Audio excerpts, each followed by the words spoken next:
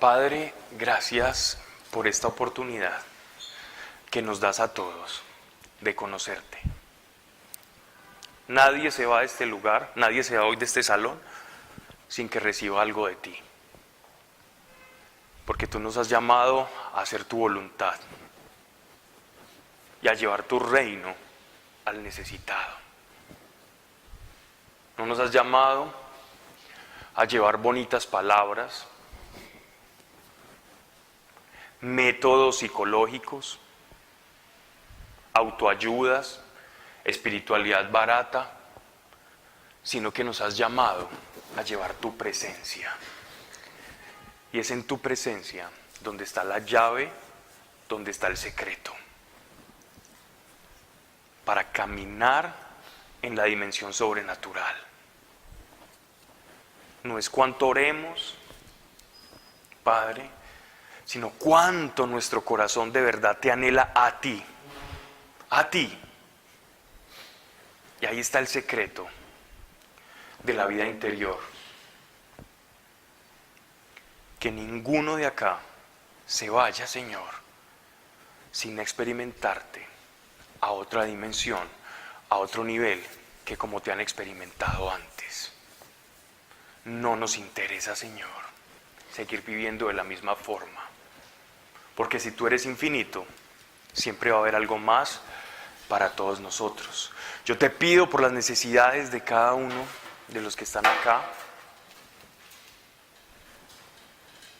Padre, si hemos llegado, Señor, acá, es porque te necesitamos y anhelamos algo de ti, algo que ocurra. Y hoy me uno a tu voluntad porque sé que estás deseoso de actuar en nuestras vidas. Y que así sea, Señor. Amén y amén.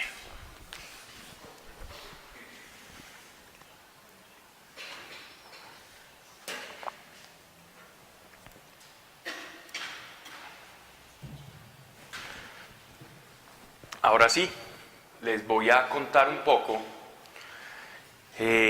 sobre cómo he conocido a este Dios, con el que hablo de una manera tan libre. Y es que detén un momento, detente a pensar en esto. Qué bueno es caminar en nuestra vida y saber que cuando nadie está a tu lado, ninguna persona, cuando quizás tu economía no va de la mejor manera, las cosas no están como tú esperabas en la vida, qué bueno es saber que tú puedes detener todo lo que estás haciendo y hablar y recibir instrucciones del que todo lo creó. Qué bueno es saber que nosotros nunca estamos solos. Qué bueno es eso. No alcanzamos a dimensionar el significado de esa relación, de esa afiliación que tenemos con Dios, del saber que nunca estamos solos y que siempre nos está escuchando. No estamos arrojando tiros al aire cuando hablamos con Dios. No lo hacemos. Y si lo haces en serio y de corazón, te vas a dar cuenta que Él escuchó cada una de tus palabras. Ninguna ha sido en vano, ninguna ha sido echada en saco roto. Yo nazco en una familia donde tuve la oportunidad de tenerlo todo, una familia acomodada. Mi padre odontólogo, con una finca ganadera, mi madre igualmente odontóloga. Desde pequeño nos llevaron, somos 4 hermanos, tengo un hermano mellizo, nos involucraron dentro de colegios donde la educación religiosa era bastante fuerte. Y no lo hacían precisamente porque nos querían formar en lo espiritual, sino porque se decía que eran colegios donde las personas obtenían un nivel académico muy bueno, muy aprobado. Entonces hicieron el esfuerzo, no éramos ricos, pero teníamos cierta forma de solventar esos gastos con el esfuerzo de mis padres, y comenzaron entonces pues la carrera para formarnos a nosotros. Desde muy pequeño tuve un suceso que cambió mi vida. Fue a los 5 años un día de jornada pedagógica, que es cuando los niños hacemos fiesta. Ese día me quedé en la casa. Nosotros teníamos una señora que nos cuidaba y otra que nos hacía la comida. Ese día la señora que nos cuidaba no estaba en la casa con nosotros. Y yo fui a la cocina, tomé una naranja, la iba a abrir y en el momento que la estaba abriendo me corté, me cercené un pedacito de dedo. Y ese día fue tan extraño porque fue la primera vez al ver este dedo sangrando que me pregunté, ¿yo por qué soy yo? Yo soy yo. ¿Yo por qué soy yo y yo por qué no soy mi hermano? ¿Yo por qué soy yo y no soy ese transeúnte, esa persona que va por la calle? Y empecé a cobrar conciencia de mi individualidad, de que soy. Y esto te podrá parecer muy tonto, muy infantil o muy obvio, ¿no? Sí, yo sé que soy, yo sé que existo porque veo, porque pienso, porque oigo, porque experimento. Pero, si tú te das cuenta, generalmente el mundo hace tanto ruido que parece que nosotros nunca nos damos cuenta de que nosotros somos. Es decir, que yo soy, que tú existes, que tú eres. Estamos como en una especie de piloto automático, todo el tiempo, resolviendo necesidades del día a día. Y pocas veces nos preguntamos, ¿yo por qué soy yo? Y en ese hecho accidental comenzaron esas inquietudes en mí y se despertó eso como un lobo dormido que tenía adentro desde niño a preguntarme, ¿yo por qué soy yo? ¿Yo por qué estoy aquí? Y si yo soy yo, entonces alguien me creó. En el colegio me enseñaban que era Dios. Y yo le preguntaba a mis profesores que, bueno, ¿y cómo es Dios? ¿Cómo nos creó Dios? Y me decían, Pablo, no se pregunte tantas cosas, vea. Si tú te portas bien, te vas para el cielo, y si tú te portas mal, te vas para un lugar que se llama el infierno. Y pues bien, yo no podía ver, oler, tocar o experimentar con el mundo de los sentidos ni el cielo de que me hablaban, ni el infierno. Pero el día que me dicen que Dios nunca nació, eso fue terrible, eso era como la Tercera Guerra Mundial. ¿Cómo que Dios nunca nació? Entonces, si Dios nunca nació, ¿qué había antes de Él? ¿Y cómo es posible que alguien sea eterno? Y eso yo me iba desde el barrio donde vivía, una guardería que quedaba lejísimos en una loma de Envigado, y más o menos el trayecto se demoraba, bueno, en ese entonces no habían tantos trancones, como 45 minutos, pero eso para un niño, con la dimensión de tiempo que uno tiene de niño, es muy largo ese trayecto. Me la pasaba pensando todo el trayecto, ¿quién es Dios? ¿Dios de dónde viene? ¿Yo por qué soy yo? ¿Qué es todo esto? ¿Yo por qué no soy ese animal que está ahí en la calle? ¿Yo por qué incluso estoy pensando que yo soy yo? Una cosa como para enloquecerse, ¿no? Y bueno, proseguí desarrollándome como un niño normal, me enamoré de la maestra de kinder, me iba a dar golpes con un compañero para ver quién se quedaba con ella, hasta que vimos que el novio la recogió en una moto, y contra eso no podíamos competir. A duras penas estábamos utilizando las dos llanticas en la bicicleta y ya nos hicimos los mejores amigos. Y pasamos al colegio. Estas preguntas seguían de manera incisiva todo el tiempo. Hago la primera comunión, luego hago la confirmación. Como era un colegio de sacerdotes, entonces la hacíamos muy rápido, antes incluso de que pudiéramos pensar ¿qué es primera comunión? Ya estábamos haciendo la confirmación. Estaba en la capilla del colegio, en primera fila, porque era de los más bajitos, esperando que en el momento en que recibiese la Eucaristía, algo iba a pasar dentro de mí. Es más, pensaba, yo sé que muchos yo creo que sí, muchos han hecho esto, tomar uno de esos vitaminas C que se llama Redoxón y jugar al epiléptico. No.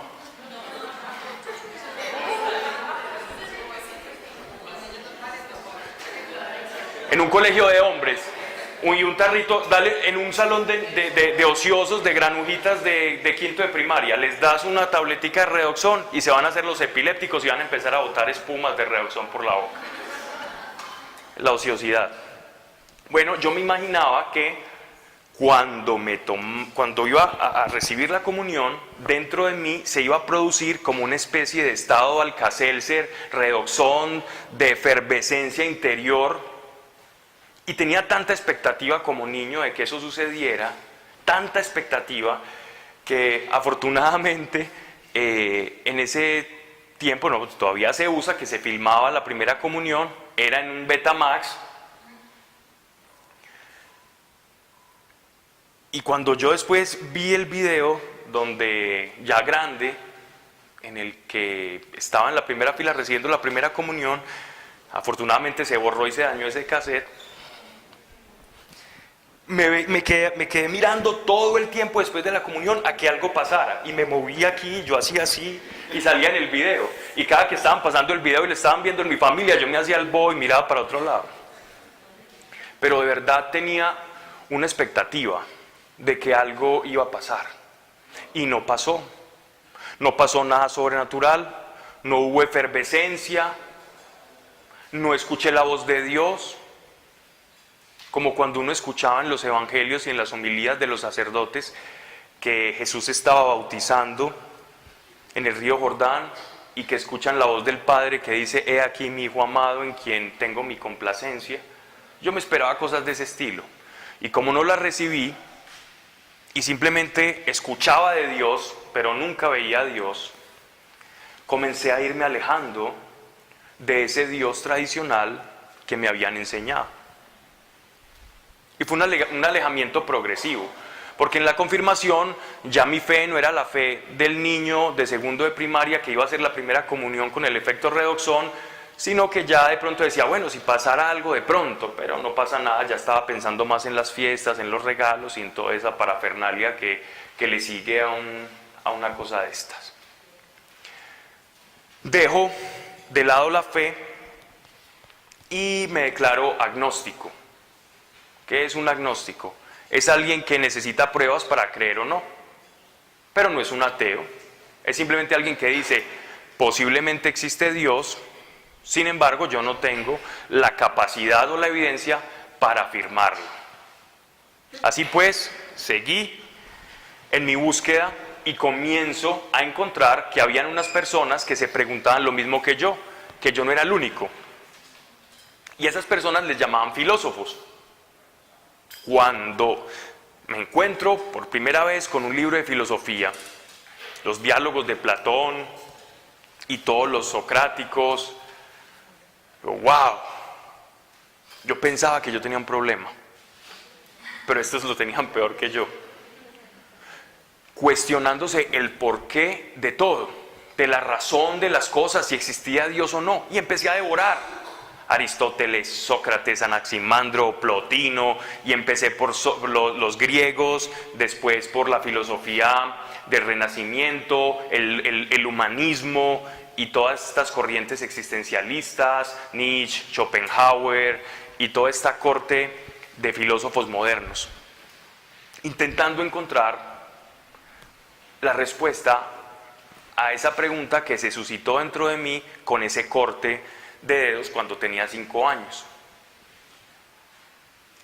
En vez de mejorar con la lectura, la situación interior fue empeorando.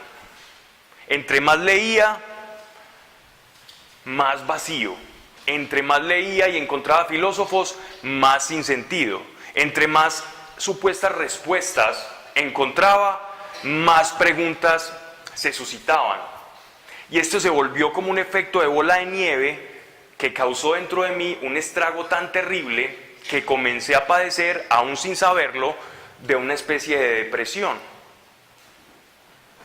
¿Cuándo sabes que estás teniendo depresión o lo que llaman depresión?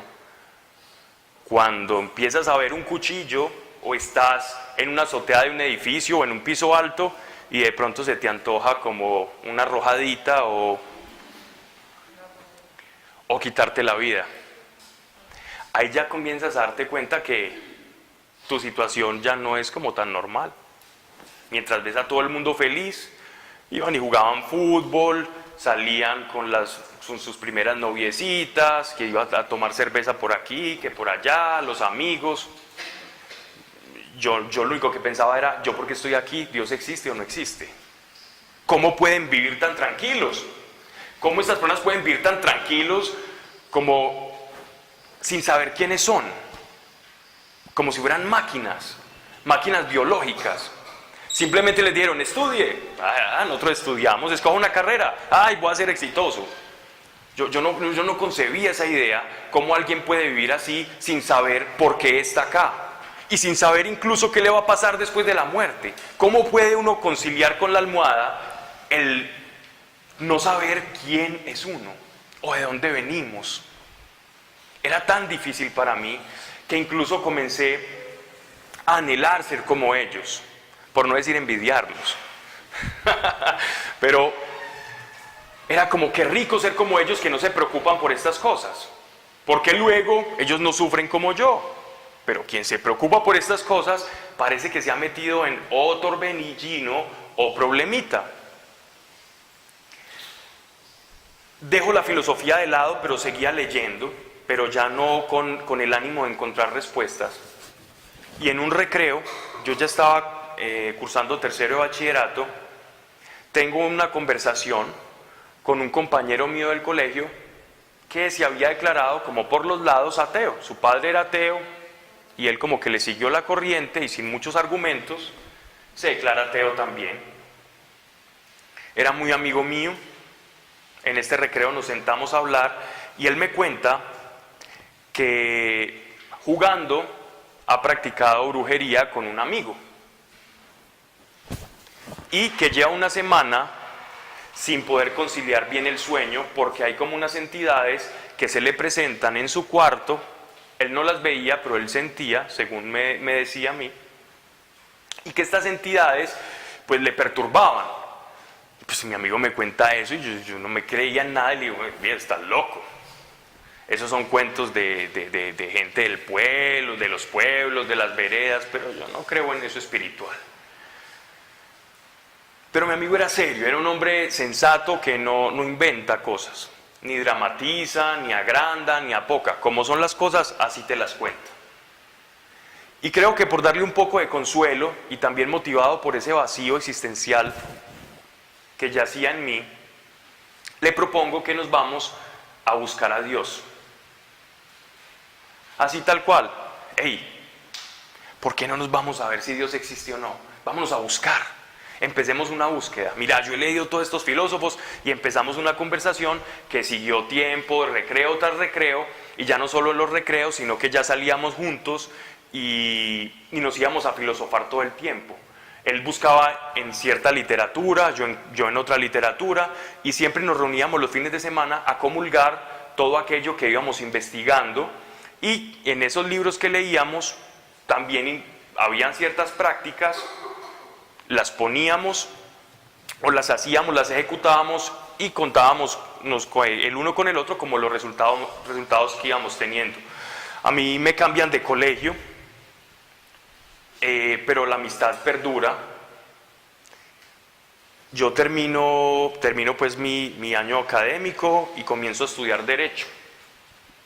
No porque me gustara el Derecho, la verdad no me interesaba en lo más mínimo, sino que pensaba que de pronto los filósofos ganaban menos dinero y aguantaban más hambre. Entonces dije, voy a estudiar Derecho por si de pronto por ahí. Pero la verdad no me interesaba ni sabía lo que me iba a encontrar. Empiezo a estudiar Derecho, mi amigo también. Recuerdo estar devorándome toda la biblioteca de la parte donde estaban toda la estantería de libros esotéricos, de textos de religiones orientales.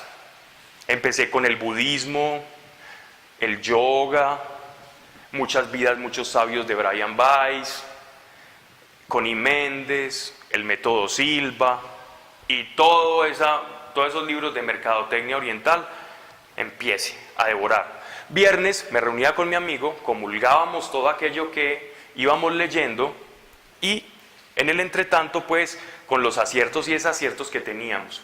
La depresión estaba en el punto más alto. terrible. Yo no le encontraba sentido a la vida. Las ideas de suicidio, conforme iba leyendo, ellas iban creciendo también. Pasan como año y medio de lectura continuada y nos reunimos él y yo cerca de una licorera, no para tomar, sino que ahí nos reuníamos, pertenecíamos a un grupito ahí donde habían unos hackers y nosotros pertenecíamos a ese grupo. Y lo que hacían ellos era pretender, cuando todavía se utilizaba el módem, no había llegado la banda ancha. Entonces ellos clonaban tarjetas de crédito y con eso compraban juegos de video y cosas así. Nosotros pertenecíamos ahí como a ese grupillo. Otro día les contaré cómo se llamaba.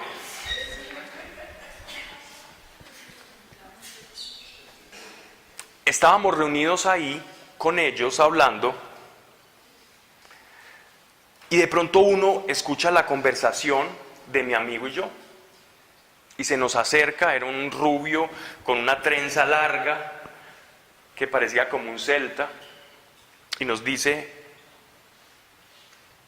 yo también pienso como ustedes piensan. ¿Por qué no hablamos? Venga, y dejó la cerveza que tenía, incluso tenía una chica con la que estaba ahí como cortejando, la deja de lado y se sienta a hablar con nosotros y comienza a exponernos su caso, muy similar, como que Dios los hace y ellos se juntan, porque resulta que él era un hombre también con un vacío existencial muy grande y se hacía estas mismas preguntas desde pequeño. Pero para no hacerles muy larga la historia, el quid del asunto es que él me cuenta que cuando él estaba pequeño tuvo un altercado con un compañero del colegio y le parte las narices de un puñetazo. Y entonces él era tan pusilánime, tan debilucho, que no podía cómo defenderse, no tenía cómo responderle y se va furibundo a su casa y planeando cómo le iba a hacer daño a que le había hecho el bullying, que lo había ultrajado, que le había partido la nariz. Y no se le ocurrió otra mejor idea que hacerle brujería. Imagínense la brujería de un niño de 12, 13 años. Lo que se le ocurrió fue ir a la alacena, tomar límpido, leche, carne, las dejó descomponer, luego espera que pase un fin de semana, el otro fin de semana ya cuando todo estaba muy descompuesto, todo lo hizo en una especie de caldo de todas esas cosas que había dejado descomponer y empieza a recitar cosas que había leído en un libro de magia negra. Él dice que mientras está haciendo eso, ve que una sombra como de un enano martillando se proyecta en la pared de su cuarto, y que mientras él está terminando de decir eso, esa sombra se desaparece y que él siente que eso se le mete como al estómago, que él lo siente como en el estómago y que siente un nudo terrible. Y él no sabía qué hacer, en qué se había metido y sale corriendo. Él vivía en la loma del zorro, la cola del zorro, perdón, sale bajando hasta la iglesia más cercana a rezar un Padre Nuestro y él siente que se emancipa, se libera de esa entidad. Y después de eso, como su pensamiento, su elucubración fue la siguiente: si existen estas cosas, también existe Dios. Entonces me voy a ir a buscar a Dios. Y cuando nos lo encontramos a él, cerca de esa licorera, él pertenecía a un grupo de Hare Krishnas. Y también, paradójicamente, era discípulo de una bruja que era una indígena guayú, que leía el futuro y hacía maleficios a las personas por dinero. Él nos cuenta todo esto y nosotros nos entretenemos mucho con él, hacemos muy buenas migas y nos unimos en esa búsqueda. Dejamos la literatura de lado para pasar a buscar experiencias más reales. Ya no queríamos más libritos que nos dijeran o que nos hablaran de cosas espirituales. Ya queríamos conocer personas que realmente experimentasen esas cosas espirituales. Y fue así que, en resumidas cuentas, por efectos de tiempo, les voy a resumir un poco todos los lugares que trasegamos en esa búsqueda de Dios.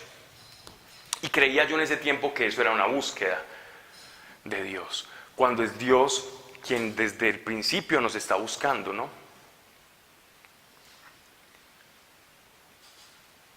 Empezamos en grupos de budismo, donde practicábamos una técnica que se llama el zazen.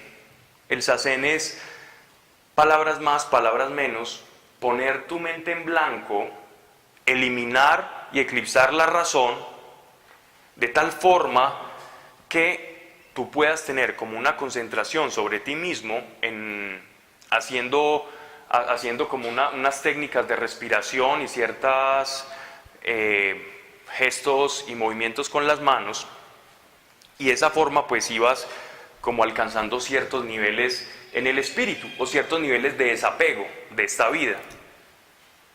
También íbamos a grupos donde practicábamos yoga y aprendíamos técnicas de yoga. No dejamos la lectura tampoco, leíamos de todo y seguíamos haciéndolo. Conocimos un grupo que se llamaba El Cuarto Camino, donde nos tocaba hacer unas técnicas de meditación y de concentración muy complicadas, muy complicadas. Conocimos la Hermandad Blanca, la Gnosis, estuvimos con los Rosacruces. Yo empecé a estudiar otra carrera al mismo tiempo. Yo empecé a estudiar, a la par que hacía Derecho, empecé a estudiar Psicología en la Bolivariana, también como búsqueda. Porque cuando ves que te quieres matar, que no encuentras sentido a la vida, comienzas a pensar que quizás la idea de un Dios es locura. Entonces empecé a estudiar Psicología a ver si de pronto ahí me respondían si lo que yo tenía era locura o no.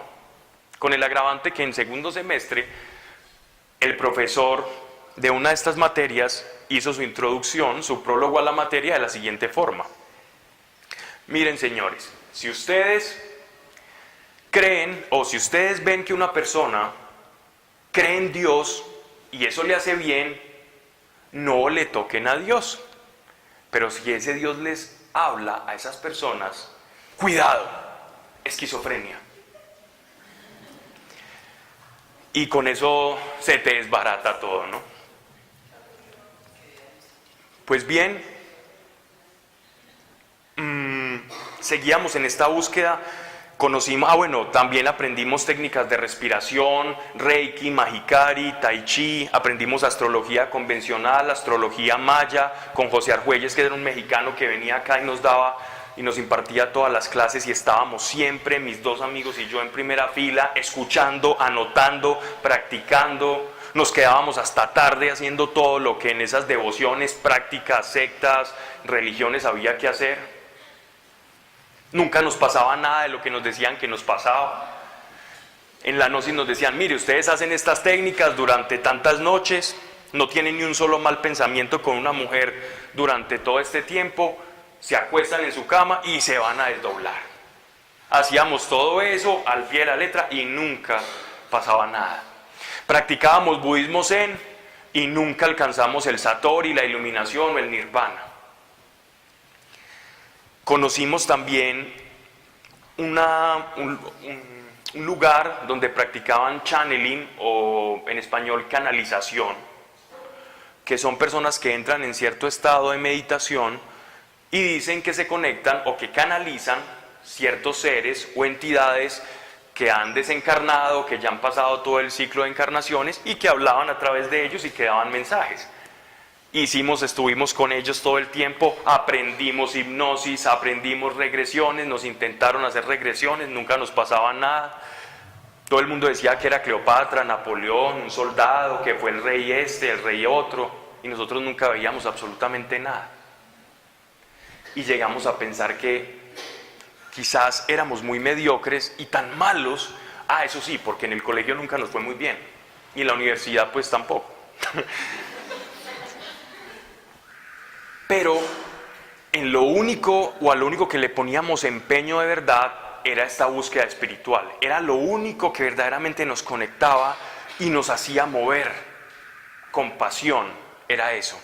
Lo otro no, porque yo decía, uno se gradúa, empieza a trabajar, consigue dinero, a pagar la EPS, a pagar servicios, se casa, tiene hijos y uno se muere, ¿y qué? Esto es la vida. Nosotros, es como si el ser humano estuviera con un velo donde el mundo todo el tiempo nos está bombardeando. Esto es el éxito de una persona, esto es la realización.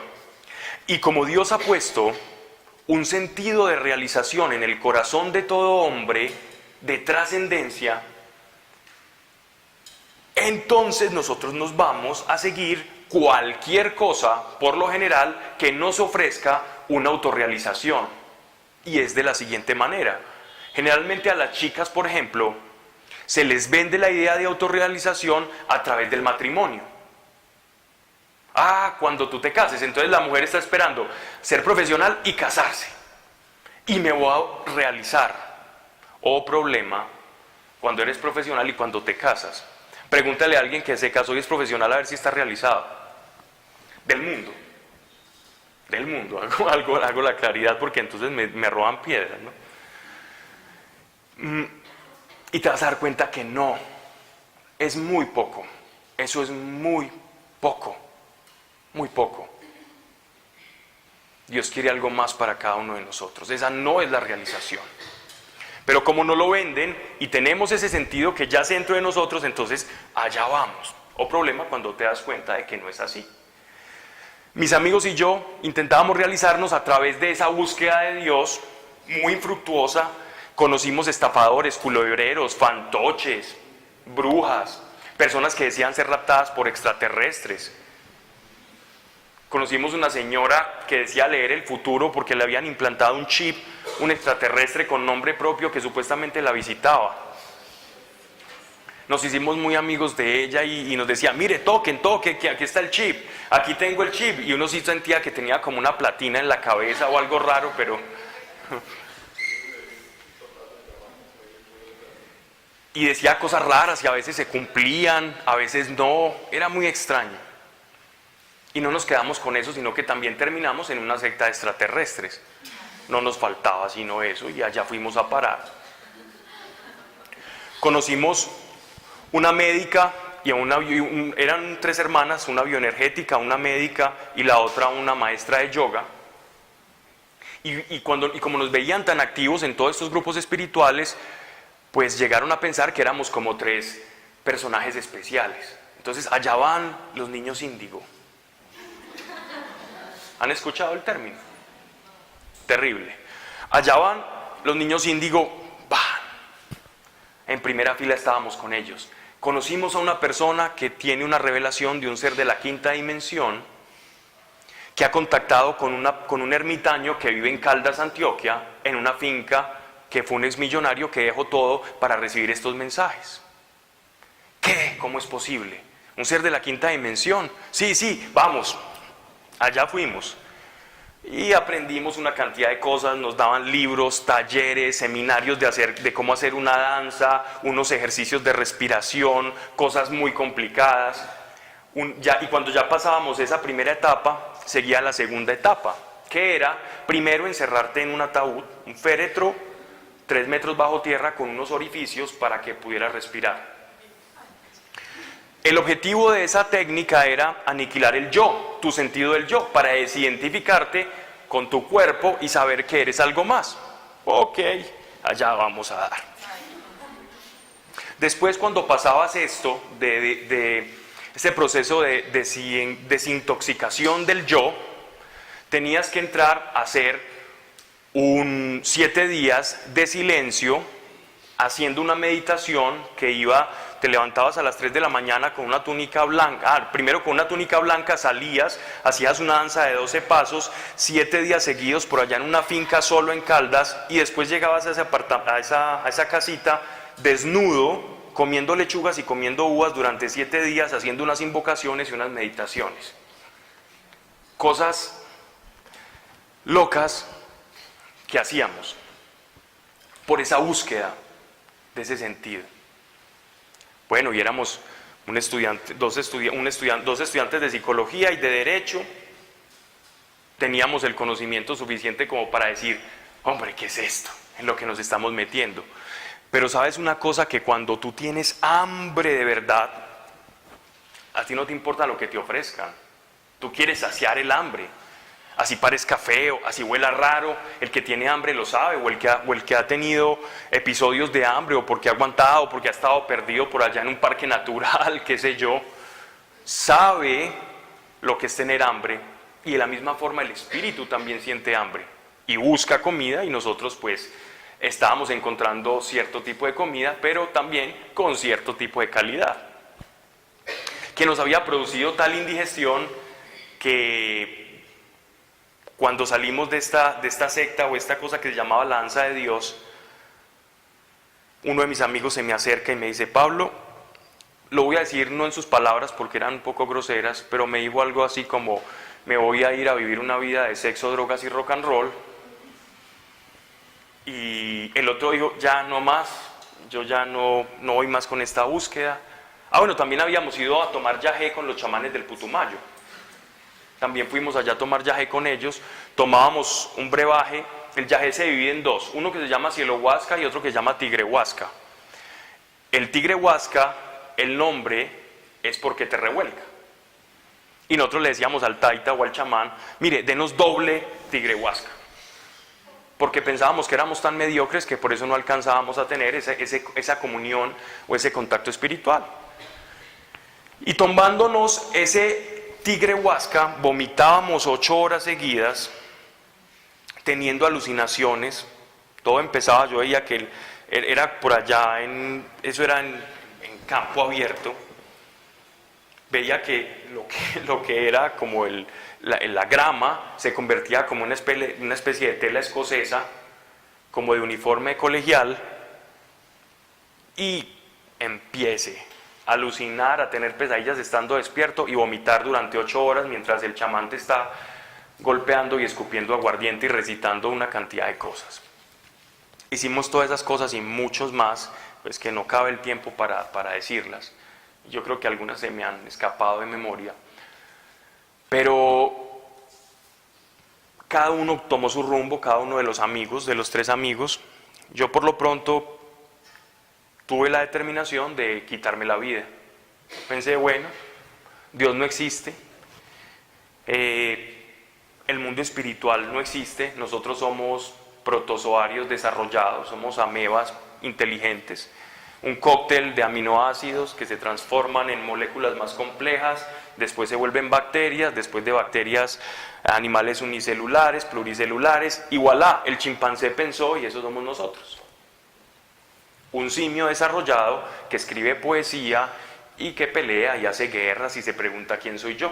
Nacemos, crecemos, nos reproducimos e inevitablemente todos terminamos en el cajón. ¿Qué tontería es esto? Ahorrémonos todo este proceso biológico y matémonos, porque qué rico cuando yo duermo y no tengo que pensar en esto. Es mejor estar muerto que vivo. Si así son las cosas, mejor bajo tierra que reflexionando en una cosa que igual se va a acabar. Qué tontería. ¿Saben qué dice Dios? Y esto es bien interesante. Él dice que Él ha puesto en el hombre el sentido de eternidad. ¿Sabes que el temor a la muerte ha sido prácticamente el móvil, la motivación, la razón por la cual nacieron las religiones en la antigüedad, en Babilonia, en Sumeria, en los indígenas de acá de América, Mesoamérica, Suramérica? Todas estas grandes religiones han nacido del temor a la muerte y al que hay más allá. Y Dios dice que Él ha puesto en nuestro corazón, en cada uno de nosotros, de sus criaturas, el sentido de eternidad. Y es ese sentido de eternidad el que no permite o el que a veces contrasta con la idea de la muerte, que le estamos huyendo a la muerte. La moda, la vanidad, las cosas que usamos, los carros que compramos, todas esas cosas que parecen como distraernos de la vida, en últimas casi que es nosotros huyendo al propio sentimiento de que un día vamos a morir. Todo el tiempo le estamos huyendo a esa sensación de aniquilamiento. Y yo no era la excepción. Lo que pasa es que yo le estaba huyendo, buscando, entre comillas, lo trascendental, lo sobrenatural. Y allí estaba yo, parado en una azotea de un edificio, pensando todas estas cosas, a punto de arrojarme. Pero da la casualidad que el edificio ni era muy alto, o sea que yo estaba también como un poco tonto, porque el edificio no era muy alto, y para acabar de ajustar, cada dos ventanas, pisos, habían unos pequeños balcones. Entonces yo calculaba como en la parábola, si yo me arrojo así, con buen impulso, entonces ya no caigo en los balconcitos, pero si de pronto me tropiezo y caigo en uno de esos balcones y reboto y quedo en ese que está más intermedio, y de pronto yo cuadrapléjico en silla de ruedas y con este vacío existencial, después ¿cómo me mato? Seguramente en silla de ruedas no le voy a poder pedir ayuda a un familiar. No, estás loco, ¿cómo te vamos a matar? Y sentía miedo a eso, al dolor, al sufrimiento, suicida cobarde, a mucho honor, afortunadamente, y fui pasando de largo y postergando ese momento suicida definitivo. Y así fue pasando el tiempo, las semanas, y como no lograba tener ese arranque de valentía, entonces opté a hacer por la de Forrest Gump, pero la de Forrest Gump criollo, salir a correr. ¿Han visto Forrest Gump? Entonces yo salí a correr por toda la calle 33, todo el barrio Laureles, Conquistadores, calle 33, a darle vueltas al Cerro Nutibara. Hasta allá me daba la gasolina. Y le daba vueltas y quedaba fundido. Y mi droga era fundirme para dejar de pensar. Y cuando ya estuviese muy agotado, ahí ya va a ser otra vez. Pero cuando me despertaba, a veces me despertaba a 9, 10 de la noche, 3 de la mañana. Una vez se me cruzó un mendigo y me estaba mirando a ver qué me iba a quitar. Nos terminamos haciendo amigos y me escoltó hasta la casa, porque no tenía nada. Y cuando despertaba otra vez era como, bienvenido al mundo real, al problemita. No sabes quién eres, no sabes para dónde vas, no sabes si existe Dios o no existe Dios. Naces, creces, te reproduces y mueres. ¡Qué tristeza! Y la depresión al máximo nivel. Yo incluso llegué a ir, esto lo cuento poco, pero era tanto el desespero y tanta la lucha que yo tenía con esa idea, que era como una rabia con Dios. Yo decía, si existe Dios, le tengo rabia, porque nos hiciste. Y una vez me fui, salí como a las 5 de la mañana un domingo de mi casa y me fui a unos cementerios. En el entretanto me toca ver cómo están exhumando un cuerpo y la familia llorando, todos con pañuelos y todo como tan lúgubre, tan tétrico, tan triste. Y recuerdo esa mañana la ira que me dio con Dios, si es que Dios existía. Era un no creyente creyente para poderme desquitar con alguien. Y me fui renegando y peleándole hasta que se me acabaron las fuerzas, 12 del mediodía. Y así eran mis días. Cuando tú no tienes a Dios en el corazón, cuando no hay una idea de Dios, cuando no tienes un contacto con Dios, no tiene sentido nada. Si no existe Dios, todo es permitido. ¿Quién eres tú para hablar de amor, para hablar de valores, si no crees en Dios? Entonces, ¿quién creó el valor? Es un simple invento.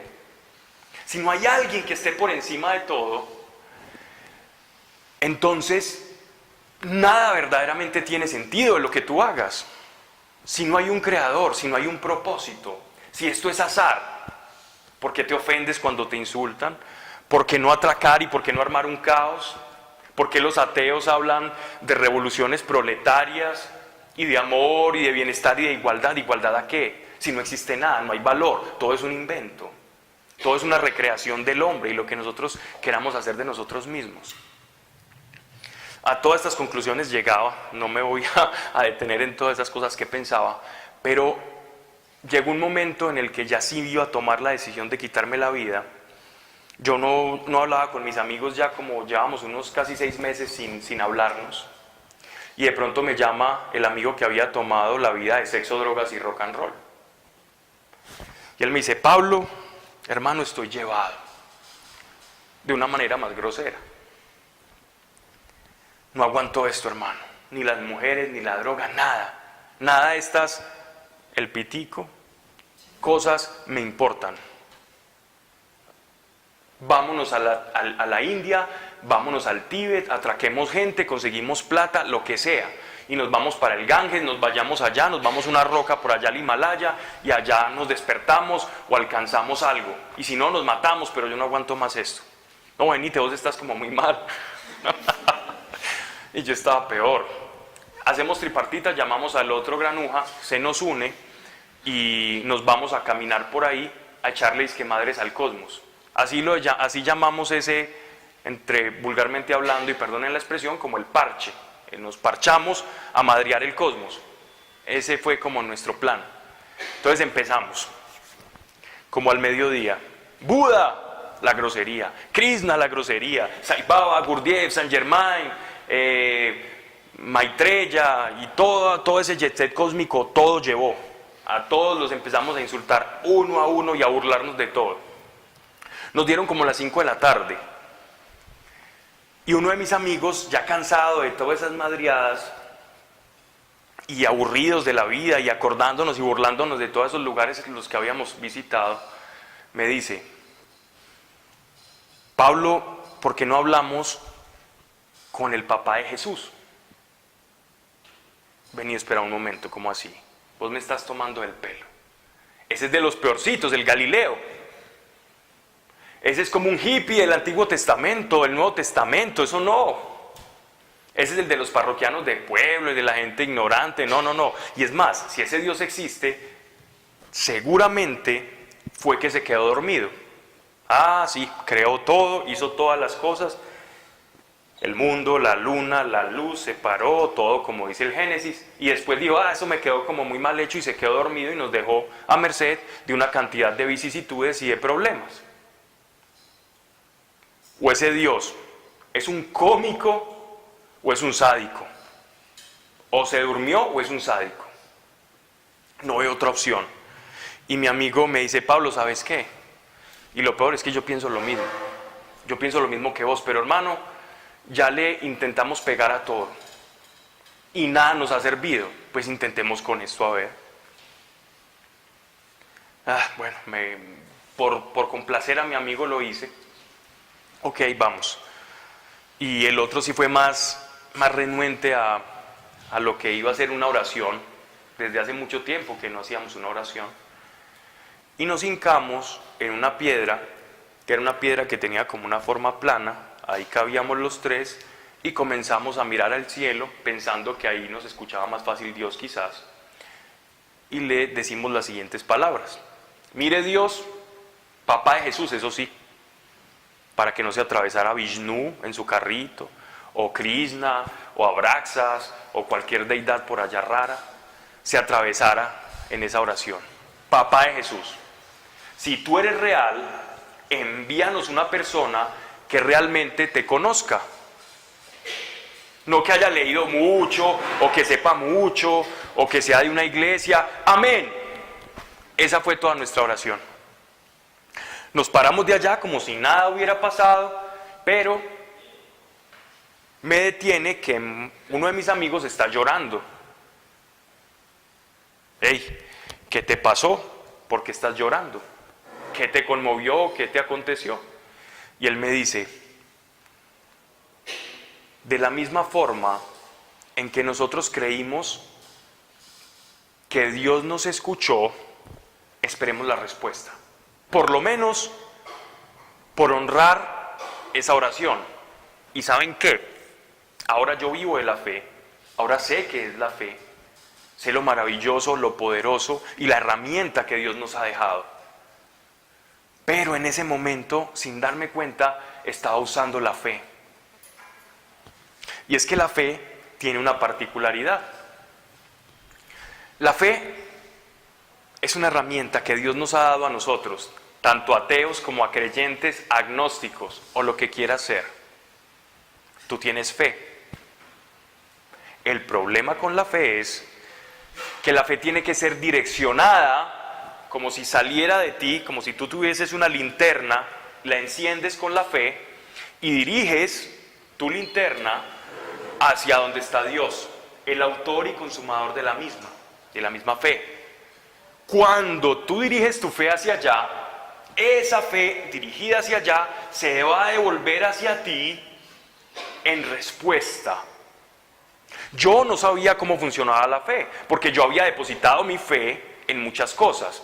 En el yagé, en la gnosis, en el cuarto camino, en los Hare Krishnas, en la hermandad blanca, en todas esas cosas yo había depositado y había utilizado la medida de fe que yo tenía. Pero cuando tú utilizas tu medida de fe hacia el autor y consumador de la fe, ahí es cuando se produce el milagro. Ahí es cuando se produce lo sobrenatural. Cuando la fe va hacia el que la dirige, la redirige para producir los cambios. Por eso solo por fe se agrada a Dios, porque solo por fe lo vas a conocer. Yo no sabía todo eso que te estoy contando ahora, pero lo iba a experimentar. Decidimos esperar un mes pues en el corazón. Nuestra fe era pequeña, tenía fecha de caducidad un mes, pero era fe al fin y al cabo, y él dice que la fe así sea pequeña va a producir cosas. La de nosotros era pequeña y va a producir cosas igualmente. No importa el tamaño de tu fe, simplemente dirígela hacia allá y espera y honra la dirección que has hecho de tu fe.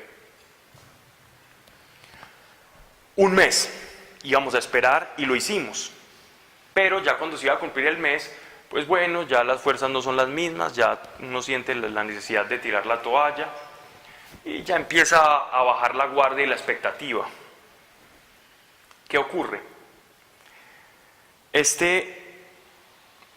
Recibimos la llamada de un amigo de nosotros que había estado en X cantidad de grupos espirituales. Él sufría de epilepsia. Yo sabía que la epilepsia era una enfermedad incurable porque nosotros cuando estudiábamos psicología pues veíamos cierto tipo de patologías y ahí teníamos como cierto criterio. Mi amigo nos cuenta que él había ido a una reunión y un empresario cuenta cómo Dios lo había sanado de una enfermedad y al final dice: el que está enfermo pase al frente. Así nos cuenta él, y que él pasó al frente pues porque él tenía epilepsia. Y este hombre, sin conocerlo, toma sus manos y le dice: en el nombre de Jesús, tu epilepsia termina hoy. Mi amigo va a los chequeos médicos, el médico le dice: hermano, le voy a reducir la dosis de fenobarbital, algo en usted está cambiando, no le quiero producir una falsa expectativa. En cuestión de 2 semanas mi amigo no volvió a tener una sola convulsión, fue sanado desde ese mismo momento de una enfermedad que yo sabía que era incurable. Y siendo un buscador de lo sobrenatural, escuchar a uno de tus mejores amigos decirte que fue sanado de una enfermedad y ver la evidencia en que no convulsiona, wow, aquí está pasando algo. Nos hacen unas averiguaciones y vamos a ver dónde iba a hablar el dichoso personaje que había hecho una oración por él. No me sorprende en lo más mínimo, un hombrecito de traje y corbata, empresario, hablando de dinero y de empresas, y la gente era feliz escuchando de dinero y de empresas y a mí no me importaba. Ni quería ser exitoso, ni quería tener empresas, solo quería saber yo por qué estoy aquí. ¿Existe Dios o no existe Dios? Porque si existe Dios y uno camina con Él, ¿para qué empresas? ¿Para qué dinero? ¿Para qué éxito? Si estás caminando con Él, ¿qué más vas a necesitar en la vida? ¿Qué más querés? Me aburro, pero como a la media hora el hombre menciona: Dios me habló. Yo estaba en un desayuno ahí, yo no sé si me atraganté, pero Dios le habló a este hombre. ¿Cómo es posible? ¿Cómo que Dios me habló? Es que Dios habla. ¿Este tipo quién se cree? No me ha hablado a mí con todo lo que lo he buscado. Y él detiene todo y cuenta cómo Dios le había sanado una enfermedad incurable y ahora viajaba por todo el mundo y contaba milagros y anécdotas de eso. Y le propone a las personas que si hay alguien enfermo ahí en ese auditorio de empresarios, que pase al frente, que Dios lo puede sanar. Me parece el hombre más atrevido del mundo, porque si no se sanan, entonces ¿qué? ¿Cómo va a quedar el pobre? Bueno, pero me quedé como observando, y este hombre oraba por las personas, algunos se caían, otros lloraban. Una señora soltó una muleta. Bien, esto sí es la tapa. Esto es el Canal 6. Esto en cualquier momento va a llegar alguien con una bolsita recitando un versículo bíblico con voz de predicador tropical y va a empezar a cobrar dinero. Y esto no. Esto no. Esto es una estafa, esto es un bochorno, esto no. Pero seguían pasando estas cosas y algo cruza mi mente, y es que yo no tenía una enfermedad del cuerpo, un cáncer, anemia, lupus, etc. Pero cuando tú quieres aniquilarte, cuando te quieres quitar tú la vida, la enfermedad ya no es del cuerpo, sino del alma. Paso al frente, igual mis amigos lo hicieron, ya habíamos hecho de todo, pues qué más da. Llegó nuestro turno porque habían como más de 800 personas ahí. Este hombre toma las manos de uno de mis amigos y le dice: Dios conoce las preguntas que tú te haces desde niño, y Dios las va a responder. Yo estoy viendo y escuchando cuando de pronto mi amigo, ¡prup!, al suelo. A él no le pagaron, él vino conmigo. Esto no es normal, aquí está pasando algo. Este hombre toma mis manos y dice: Dios conoce el vacío que hay en tu corazón, y Dios ha puesto ese vacío en el corazón del hombre para que el hombre le busque, y Dios te va a usar. Este hombre dice eso, yo no me caigo, pero comienzo a sentir una paz tan agradable que yo no sé en qué momento de mi infancia perdí, pero que no me era desconocida. Es extraño explicar, como algo que tú, como si cuando tú comiste esas golosinas de niño y que de pronto esa empresa las descontinúa y las vuelve a sacar 20 años después. Y uno dice: ¡ay, el sabor de la infancia! Algo así. Algo que yo conocía, pero que había perdido. Y experimenté esa paz y me quedé callado y avergonzado porque estaba tan acostumbrado al desasosiego y a la depresión que incluso me sentí mal por sentirme bien. Es extraño. Es como si al ser humano le pudiésemos quitar todo. Todos le podemos quitar. Pero la adicción al sufrimiento es muy difícil. Somos adictos por naturaleza a sufrir, a buscar motivos para sufrir todo el tiempo. Cuando todo está bien, tú estás buscando qué está mal. Como si tuviéramos un ancla al sufrimiento. Y así estaba yo, aún a pesar de que esa paz me estaba llenando. Seguimos a ese hombre por todas y cada una de las reuniones que él dio en Medellín. Yo me sabía el cuentico del hombre de memoria. Yo solo pasaba cuando ese hombre dijese: quien esté enfermo pase al frente, que Dios lo puede sanar. Yo me iba con estas camibuzos con chompa para que él no me reconociera, extendía mis manos, volteaba el rostro y el hombre ya nos tenía muy pillados. Pero siempre era para sentir esa paz. Él se va para los Emiratos Árabes y pensamos: oh no, se nos fue el gurú, se nos fue el maestro espiritual, se nos va a ir el dínamo que nos produce toda esta energía espiritual, ¿qué vamos a hacer? No, pues hombre.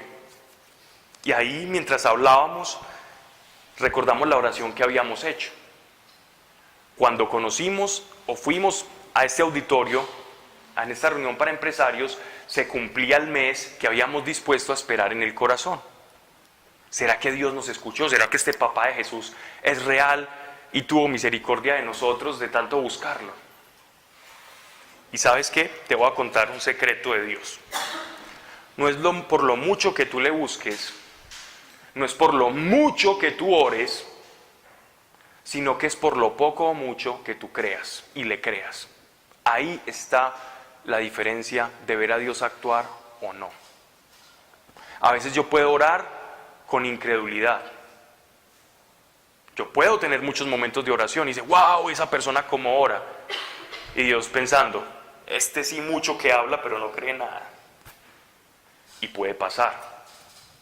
Y es bueno revisar nuestra vida de oración. Y lo mejor es primero creer quién somos nosotros, para que cuando tú creas lo que Él dice que eres tú, tengas la autoridad y tengas esa conciencia para acercarte delante de Él y poder creer por más. Porque si no sabemos quiénes somos, luego no vamos a saber a dónde nos vamos a dirigir. La identidad es muy importante. Eso lo tengo anotado en una Biblia que tengo, en la primera página, antes del prólogo. Si tú no sabes quién eres, no sabes a dónde vas a ir. El propósito sigue después de la identidad. El propósito sigue a quien tiene identidad. El propósito no sigue a quien no sabe quién es. Así que ore mucho. Es muy difícil. Es mejor creer, usar la fe en Dios, porque esa fe va a traer respuesta. Pues bien, yo me la pasaba leyendo de todo y todo el tiempo, y estaba metido por allá en una bibliotequita, y le digo a Dios, vea, papá de Jesús, todavía no le tenía la confianza que le tengo ahora. Papá de Jesús, vea, usted parece que me escuchó una vez, ¿por qué no me das la gabela y me escuchas otra?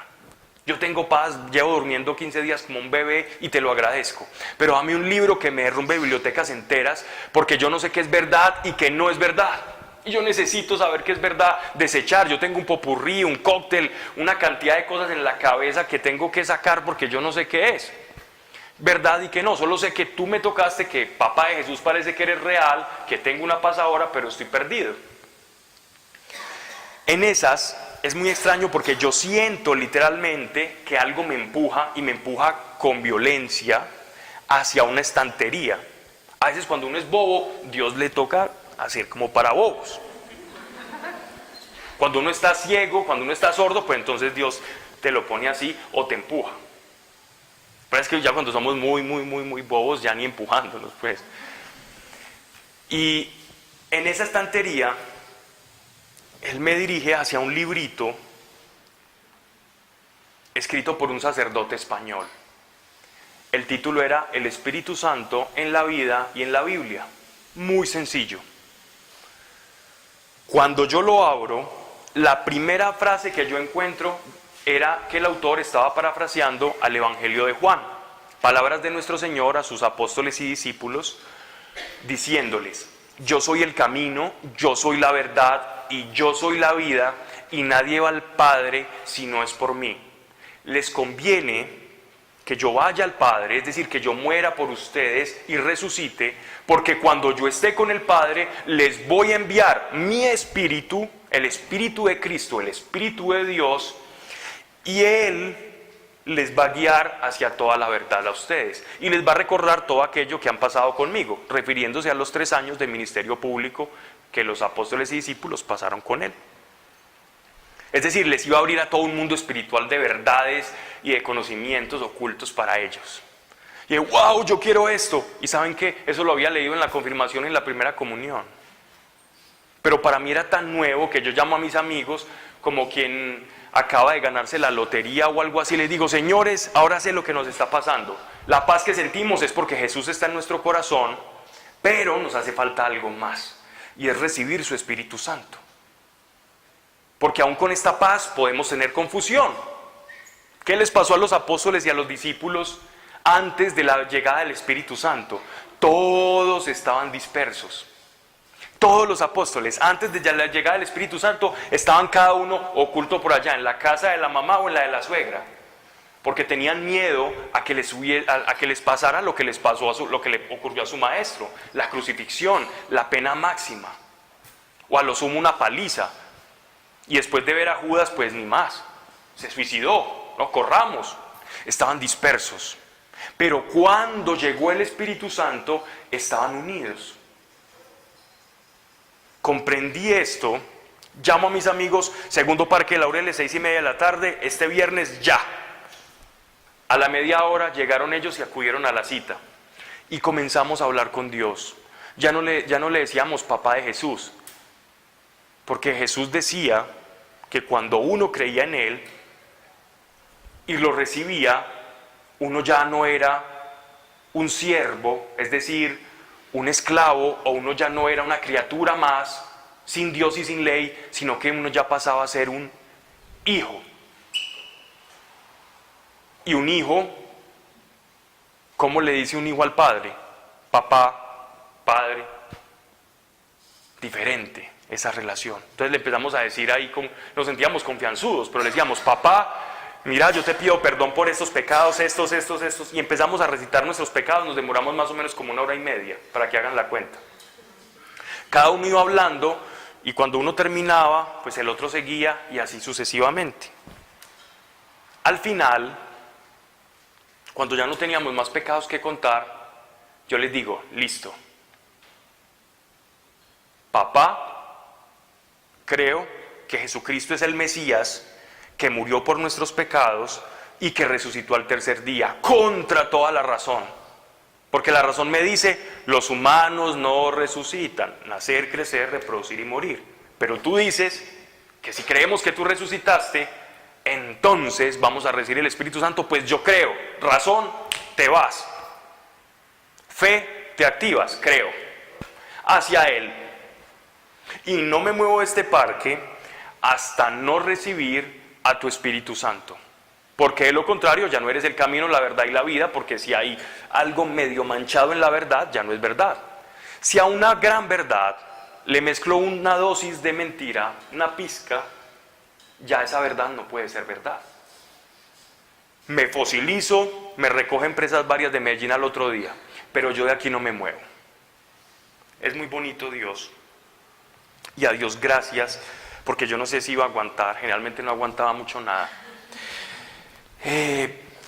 Quedarme en ese parque, pero yo creía que sí, por lo menos. 40 minutos, mientras yo estaba hablando, y la presencia de Dios comienza a bajar, a caer sobre el segundo parque de Laureles. Y nos comenzó a llenar. Yo sentía que lo conocía, y él me conocía, y yo lo conocía, y él me conocía, y yo lo conocía. Y yo decía, pero ¿por qué me alejé de él si yo lo conocía? Nuestro espíritu reconoce de dónde viene, reconoce el origen. Estamos capacitados para reconocer a nuestro Creador. Somos imagen suya, lo reconocemos. He escuchado personas que dicen, ay, qué miedo que Dios me hable.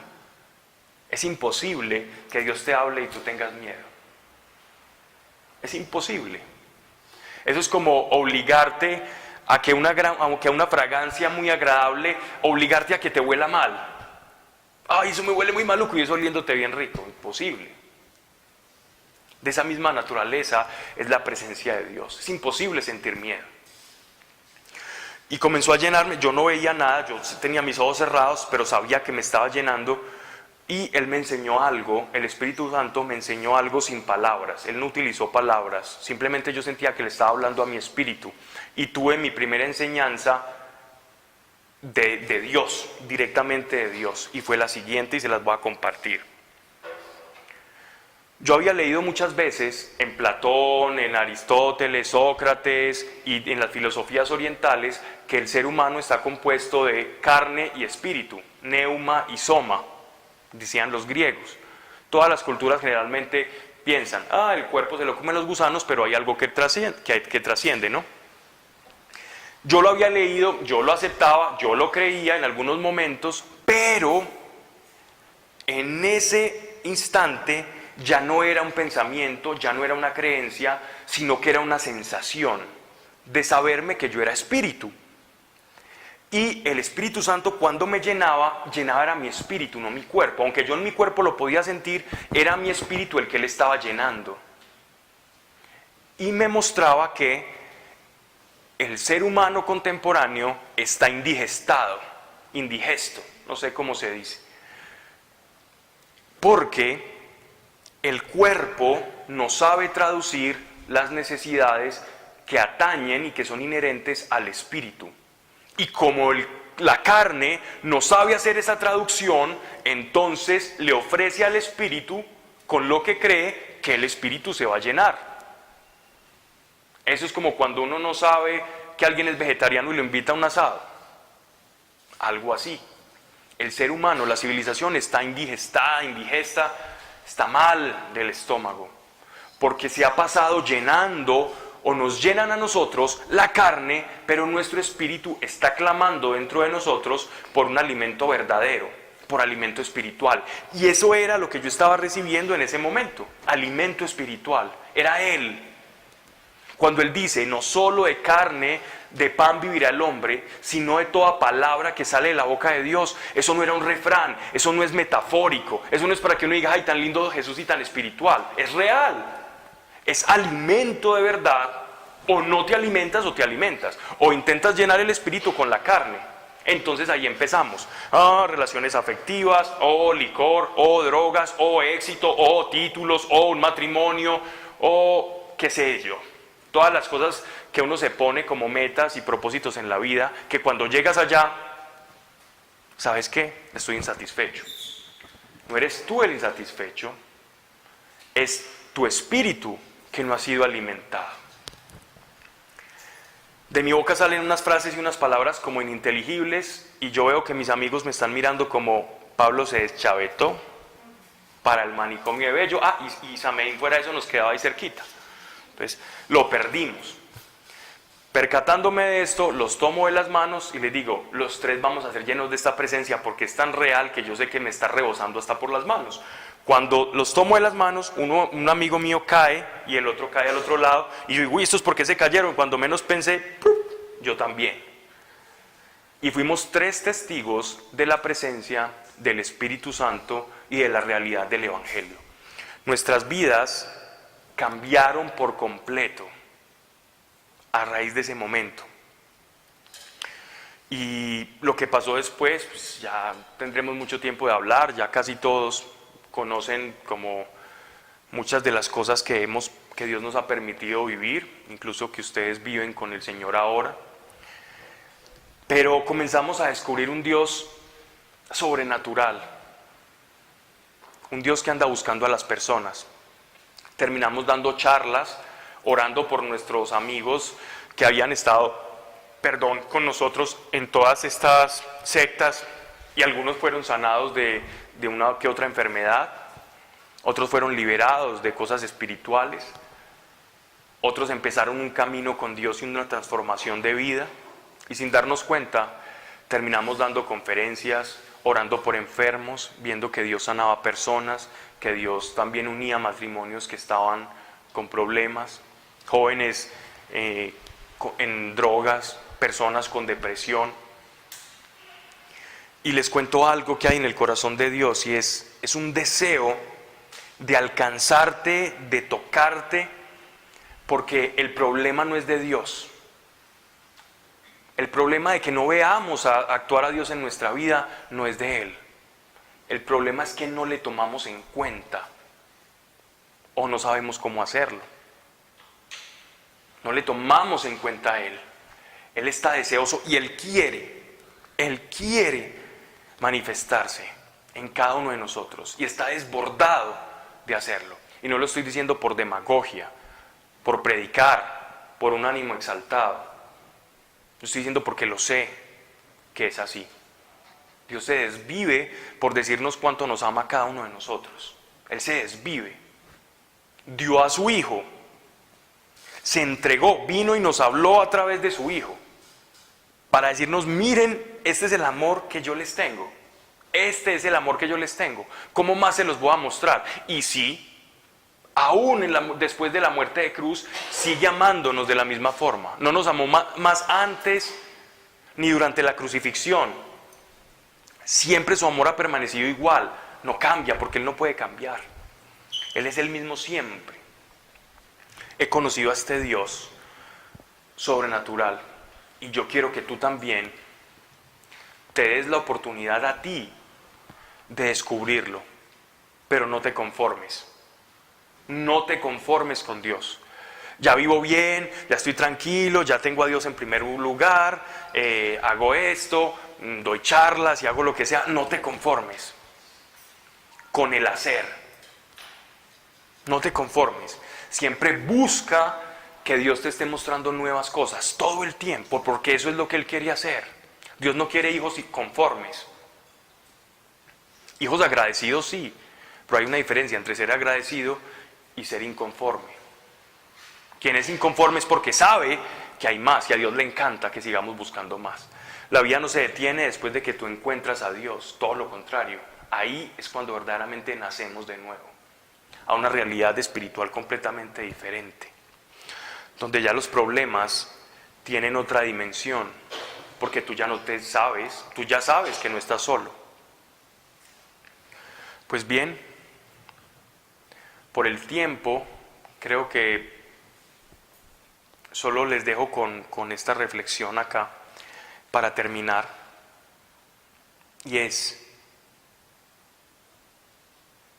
dale hoy, Solo hoy, en este rato, en este espacio, no importa si ya has creído, si ya sabes mucho de Biblia o de muchas cosas o has experimentado cosas con Dios, pero hoy dar la oportunidad a tu corazón de volver a dirigir la fe, un rayito de fe hacia Él, una mirada de fe hacia Él otra vez.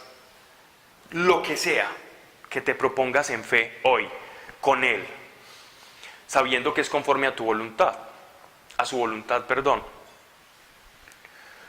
Solo hazlo hoy. Vamos a utilizar la fe, porque de nada sirve todo lo que he hablado si no utilizamos la fe. No sirve de nada. Si yo no hubiese utilizado la fe, ese día, esa noche, esa tarde noche en ese parque, no podría estar aquí contando esta historia y mi vida no hubiera cambiado. Los grandes momentos que he experimentado con Dios siempre han sido precedidos por un acto de fe. Siempre. Honra esa fe. Honra esa fe. Padre, gracias por cada corazón aquí que escucha. Porque quizás yo hablo y hablo mal, porque sé que nos amas más de lo que pueden expresar nuestras palabras, incluso nuestras emociones no te pueden contener. Mira la fe que cada uno está teniendo, Señor, y que sale de ellos. Mira esa fe, Padre mío, que sale de cada uno de ellos. Padre, la están teniendo contigo y para contigo, el autor y consumador de la fe. Esa fe está siendo activada para ti. Y Señor, yo uno mi fe a la de todos acá. Porque sé que tú no defraudas a nadie. Y si hemos sido mal enseñados en la fe, mal educados en la fe, si hemos sido torpes en cómo usamos la fe, hoy es la noche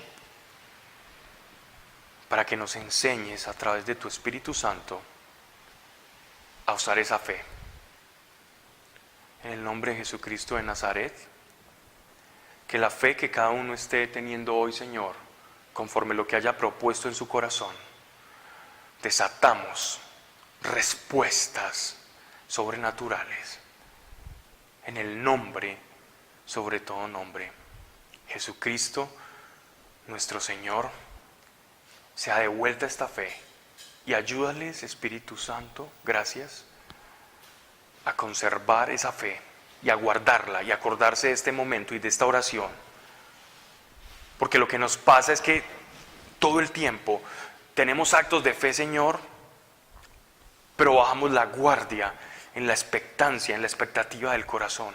Y que eso no ocurra con la fe de ellos, Señor. Para que viendo tu mano, su fe crezca y sea fortalecida y se glorifique, Padre mío, en cada uno de ellos y ellos en ti, para que viendo crean por más y creyendo por más contagien a otros. En el nombre de Jesucristo, amén y amén. Bueno, vamos entonces, si alguien tiene de pronto alguna necesidad o algo le aqueja o quiere activar su fe, puede pasar al frente. Y si hay alguien que me quiere acompañar en la oración, vamos a estar orando por ustedes. Quien me quiera acompañar, o si nadie me quiere acompañar, pues ahí se los tengo en cuenta. Ya ha pasado. Sí, al gato.